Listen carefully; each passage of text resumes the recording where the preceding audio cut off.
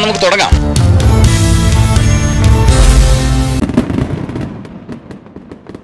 അല്ല വേണുഭായി, നിങ്ങൾ എന്നോടൊരു കാര്യം ചോദിക്കുക, അത് കഴിഞ്ഞിട്ട് പിന്നെ നിജേഷോട് മറുപടി പറയാൻ പറഞ്ഞാൽ അത് എങ്ങനെ ശരിയാവും?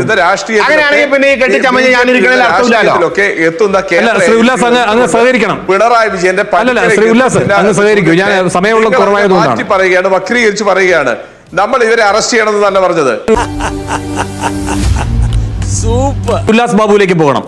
ശരി ദാമോദർ. അഡ്വക്കേറ്റ് ഉല്ലാസ് ബാബു, ഇവിടെ ഈ ഇന്ത്യ സഖ്യത്തിന്റെ ഇപ്പോഴത്തെ അവസ്ഥയെ BJP എങ്ങനെ കാണുന്നു? ഡൽഹിയിൽ ഇന്ന് പല സ്ഥലങ്ങളിലും പോസ്റ്ററുകൾ വന്നുവെന്നാണ് പറയുന്നത്. അതായത് മമത, അതുപോലെ തന്നെ CPM, നേരെ തിരിച്ച് കോൺഗ്രസ്, ഇവരെ ഒക്കെ മുൻപ് പറഞ്ഞിട്ടുള്ള പല പ്രസ്താവനകളും ഫ്ലക്സുകളായിട്ട് പല ദിക്കുകളിൽ പ്രത്യക്ഷപ്പെട്ടു. അതിന്റെ പിന്നിൽ എന്തായാലും ഇന്ന് ചേർന്ന 23 പേരുമല്ല, പുറമേ നിന്നുള്ള ആളുകളാണ് എന്ന സംശയവും ഉയർന്നിരുന്നു. സ്വാഭാവികമായിട്ടും ആ സംശയം നീണ്ടത് BJP കേന്ദ്രങ്ങളിലേക്കുമാണ്. അത് അവിടെ നിൽക്കട്ടെ. എങ്കിലും BJP ഇന്നത്തെ ഈ യോഗത്തെ എത്ര ഗൗരവത്തോടെ കാണുന്നു? പ്രത്യേകിച്ചും അവർ 5 കാര്യങ്ങൾ അക്കമിട്ടെന്ന് തീരുമാനിച്ചിരിക്കുന്നത് ഈ മൺസൂൺ സെഷനുമായി ബന്ധപ്പെട്ട് കേന്ദ്ര സർക്കാരിനെ പ്രതിരോധത്തിലാക്കുന്ന കാര്യങ്ങൾ. ഇവരെന്ന് പറയപ്പെടുന്നതല്ല, BJPനെ എതിർക്കുന്ന എല്ലാവരും കൂടി വാരിക്കൂട്ടിയിട്ട് കൊട്ടയിലിട്ടിട്ട് ഞാൻ അതിന്റെ നേതാവെന്നും പറഞ്ഞ് രാഹുൽ ഗാന്ധി ഇരിക്കുമ്പോൾ അറ്റ്ലീസ്റ്റ് നേതൃപാഠം ഉണ്ടെങ്കിൽ അതിനെ കോർഡിനേറ്റ് ചെയ്യാനുള്ള പ്രാപ്തി ഉണ്ടാവണം. അല്ല എന്നുണ്ടെങ്കിൽ രാഷ്ട്രീയപരമായിട്ട് ഇവരെടുക്കുന്ന നിലപാടുകൾ എന്താണെന്ന് ആലോചിക്കണം. ഇവർക്കൊരു നിലപാടുമില്ല. ഇവർക്ക് BJPനെ എതിർക്കുക, മോദി സർക്കാരിനെ എതിർത്ത് പറയുക, എന്തുണ്ടെങ്കിലും കണ്ണടച്ച് എതിർക്കുക. അതിന് ആരാണ് കൂട്ടുകണാവറ്റങ്ങളൊക്കെ കൂടെ ചേർക്കുക എന്ന് പറയപ്പെടുന്ന ഒരു നിലപാടാണ്. BJPക്കെതിരെ രാഷ്ട്രീയ പ്രതിരോധം എന്ന നിലയിലാണ് ഇന്ത്യ മുന്നണി വന്നത്. ഒരു സെക്കൻഡ്, താങ്കൾ പറയുകയുണ്ടായി ഇവരെന്ന് പറയുന്നത് BJP വിരുദ്ധരെ എല്ലാം ഒരു കൊട്ടയിലേക്ക് ഇടുന്നു എന്ന്. അങ്ങനെയെങ്കിൽ കോൺഗ്രസ് മുക്ത ഭാരതം എന്ന് BJP പറയുമ്പോൾ കോൺഗ്രസ് വിരുദ്ധരെ എല്ലാം ഒറ്റ കൊട്ടയിൽ ഇടാനായിട്ട് നോക്കുന്നു. അങ്ങനെയാണ് ആ മുദ്രാവാക്യത്തിന്റെ അർത്ഥം. അങ്ങനെയെങ്കിൽ എന്റെ ഉദ്ദേശത്തിൽ ശുദ്ധിയില്ലേ സാർ? ഉണ്ടുണ്ട്, വേണ്ടോളം ഉണ്ട്. അല്ലല്ല, നാട്ടിലുണ്ടെങ്കിൽ അവർ കോൺഗ്രസ് കൃത്യമായിട്ട് ഞങ്ങൾക്കെതിരെ മത്സരിച്ചോട്ടെ. ഞാൻ ചോദിക്കട്ടെ, ഞങ്ങൾക്ക് അജണ്ട കൃത്യമായിട്ട് രാഷ്ട്രീയം തന്നെ ജനങ്ങളോട് ഓപ്പണായിട്ട് പറഞ്ഞിട്ടുള്ളതാ. കോൺഗ്രസ് മുക്ത ഭാരതം എന്ന് പറഞ്ഞാൽ ഇന്ത്യ മഹാരാജ്യത്ത് കാലാകാലമായി അവർ അധികാരത്തിലിരുന്നിട്ടും അടിസ്ഥാന വർഗത്തിന്റെ ഗുണകരമായിട്ടുള്ള മുന്നേറ്റത്തിന് ഒന്നും ചെയ്തിട്ടില്ല എന്നുള്ളത് ഞങ്ങളുടെ രാഷ്ട്രീയ ലൈൻ തന്നെയാണ്. ഞങ്ങളത് കൃത്യമായി ജനങ്ങളോട് പറഞ്ഞിട്ടുള്ള 12 കൊല്ലം കൊണ്ട് ഞങ്ങൾ ഇന്ത്യ മഹാരാജ്യത്ത് നടപ്പിലാക്കിയിട്ട് ഓരോ പ്രവർത്തനങ്ങളും ഇവർ ചെയ്യാൻ പറ്റാത്ത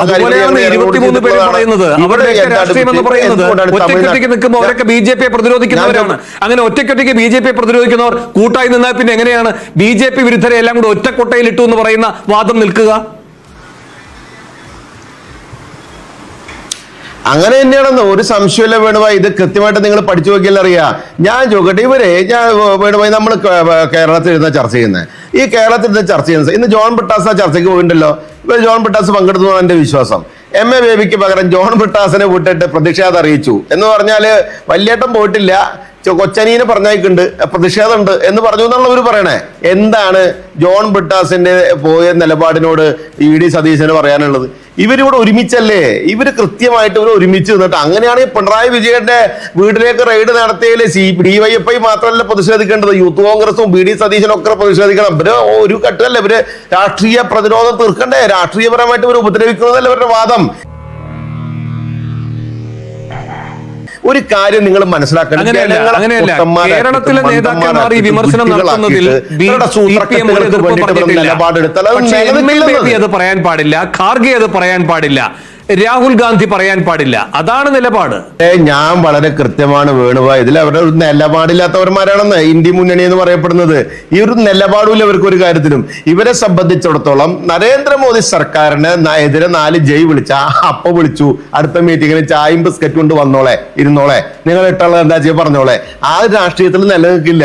ഒരു രാഷ്ട്രീയത്തിന് നിലനിൽക്കാൻ ചില കാര്യങ്ങളില്ലേ, അതിന് പ്രായോഗികമായിട്ടുള്ള നിലപാടുകളുണ്ട്. ആ നിലപാടുകളിൽ ഒരു തരത്തിലും ഇവർ ഈ ടീം കൂട്ടായ്മയിലില്ല. ഇത് CPMനെ സംബന്ധിച്ച് അവർക്ക് രാജ്യത്ത് നിലനിൽക്കാൻ വേണ്ടിയിട്ട് ഇവരുടെ കൂടെ നിൽക്കണമെന്ന് മാത്രം.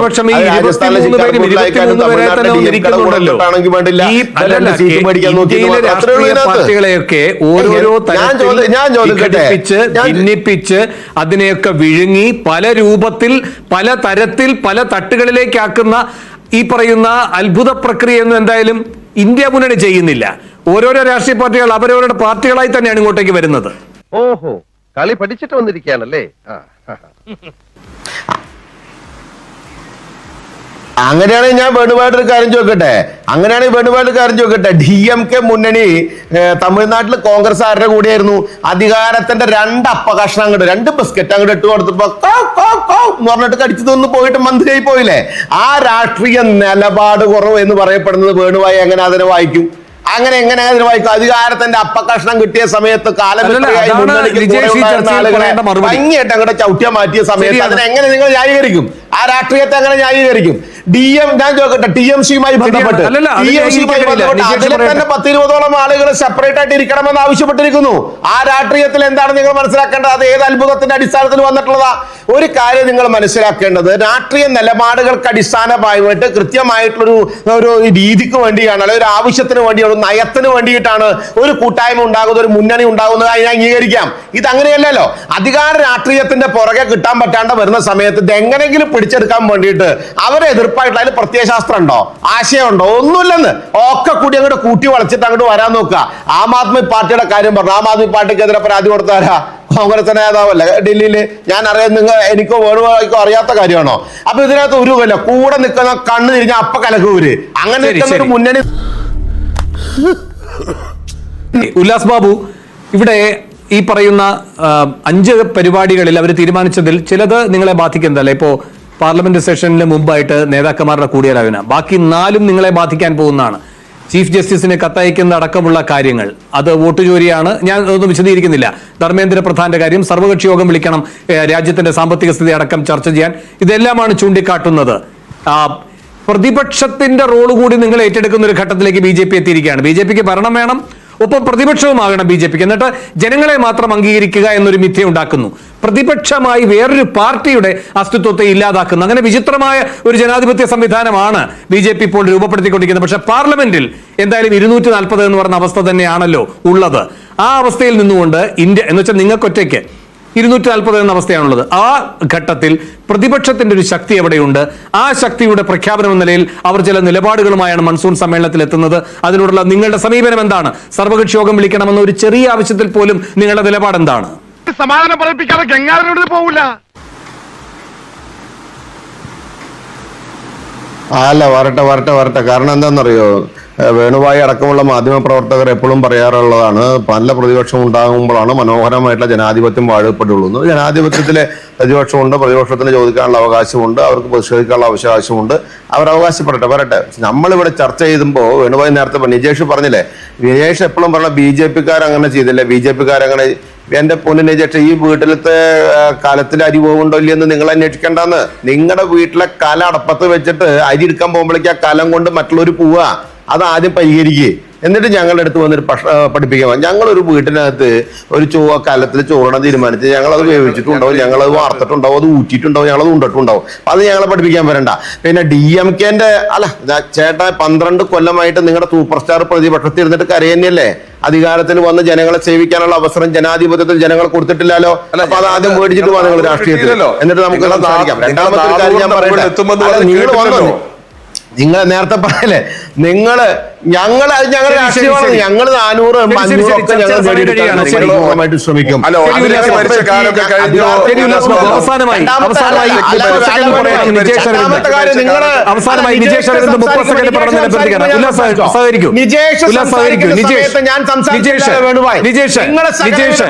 പിണറായി വിജയനെ ED അറസ്റ്റ് ചെയ്യണം എന്ന് രാഹുൽ ഗാന്ധി വിമർശിച്ചത് ശരിയല്ല എന്ന CPM-ന്റെ നിലപാട് ബ്രിട്ടാസ് ഇന്ന് ഇന്ത്യ മുന്നണിയുടെ യോഗത്തിൽ വെച്ചു. രാഹുൽ ഗാന്ധി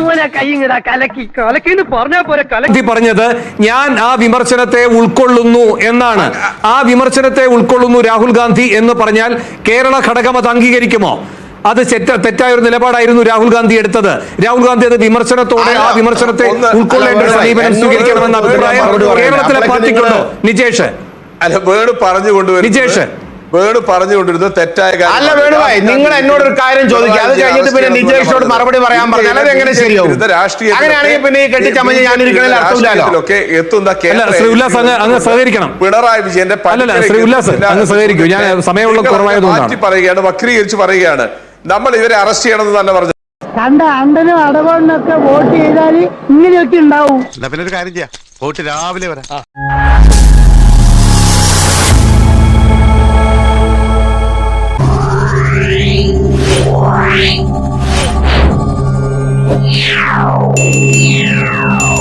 Yeah.